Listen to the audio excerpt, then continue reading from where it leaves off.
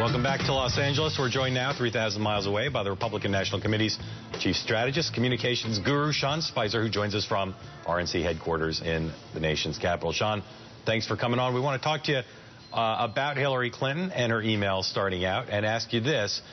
The FBI investigation continues. What would you hope they would do? Specifically, what crime do you think Secretary Clinton might have committed?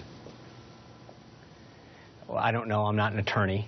I think it's a good question, though. I think what we've seen from the IG report last week was that unequivocally she did break State Department rules. They did have done things to block the investigation, her and her top aides, and they knew what they were doing was wrong. And I think, more importantly, Mark, instead of just the crime, I think it's the pattern. And what we've seen with Hillary Clinton is not someone who tells the truth, who has a set of rules for her that are separate from the rules that everyone else has to play by. And so, frankly, I think the bigger issue here isn't necessarily the underlying crimes that may or may not come of this, but this continued lack of honesty and forthrightness that the Clintons have this propensity to continue to tell.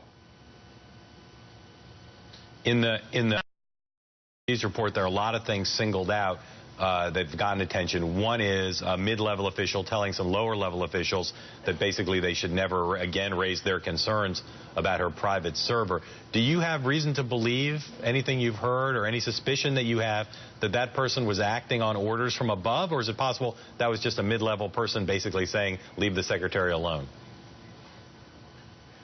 Of course, it's possible that it could have been exactly, that scenario as well. But I think, again, this isn't just one instance. It's a pattern. There is a pattern of Cheryl Mills trying to make sure that the security requirements that they were informed of weren't met. They knew the risks that were involved. It was brought to the secretary's attention at the time that the email, that there were problems. They flagged several times her use of the BlackBerry in the office. So on multiple occasions, there were warnings that the behavior that they were involved in was not up to the State Department standards, was not abiding by the rules that were set. And I think they were also made aware that there were potential opportunities to hack those emails and that there were vulnerabilities that existed under the system that they'd set up on the secret server. So they were aware of the rules. There's no question about it. Her top aides had signed forms that stated that they knew what they were dealing with, and yet they violated them. At some point, the buck has to stop at the top. And I think, again, this isn't a one-off small incident. This is an entire pattern. The second thing is that when you look at, we had to file not only several FOIAs, but sue the State Department to find out if the guy, Brian Pagliano, who set up the server, had any emails. The State Department reported back that the IT guy who was setting up her server, there are no record of any emails. So I don't know how the email guy has no email, but that just tells you, and that's the same guy, by the way, who's cut a deal with the FBI for immunity. So there clearly is something here worth following up on. Sean, let me ask you two questions about your party's presumptive nominee. The first one is Trump University. There are a couple of really tough stories in the paper today, in the Washington Post and the New York Times, that detail the accusations against Trump University, some of them coming from former employees of Trump University in those court documents. Is there anything in those stories that you find troubling with respect to your nominee or your presumptive nominee? Not at this point, John. Again, I think right now you've got an ongoing litigation, and so I'm not involved in that. I don't know all the facts, but nothing so far suggests that Mr. Trump was personally involved in this.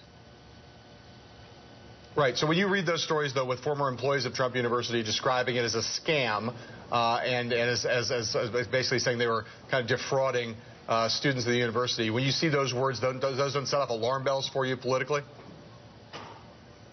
Well, sure. I mean, I don't like those stories, if that's what you're asking me. No one in politics likes negative stories about a candidate that's on their side. So, of course, we don't go, hey, great, there's a story in the New York Times or the Post about this. But I think that the question becomes, they're involved in litigation right now. Is it a disgruntled former person? Is it someone who is, clearly they are not happy with something and they're suing? I don't think that generally elicits the most positive responses. But on the flip side, I've seen the stories where there have been thousands of students who have said that they had a great experience, that they rated it excellent. So it's always a balance. There's going to be plenty of people who have negative things to say. Right. Let me ask you, the second question I was going to ask you is about Mr. Trump yesterday in his press conference, of course, attacked the media in a pretty thoroughgoing way and sometimes in a pretty personal and vituperative way, saying some pretty nasty things about some individual reporters. You're a communications professional and also a very pleasant man. Do you think it's wise, just as a matter of politics, do you think it's wise for Donald Trump to treat the fourth estate that way? That's not necessarily tactic, as you alluded to, but look, I don't think when you look at the level of success that he's had in politics, right? He had 16 candidates. Everyone said that he wasn't going to run, and then they said that he wasn't going to be able to. He couldn't beat these individuals. He emerged as the victor from all of them, largely, through earned media, through events and stages. So for me to give him advice and tell him what's right or wrong would seem a little foolish at this point. That being said, I think that there is the guy goes out, raises close to $6 million for veterans.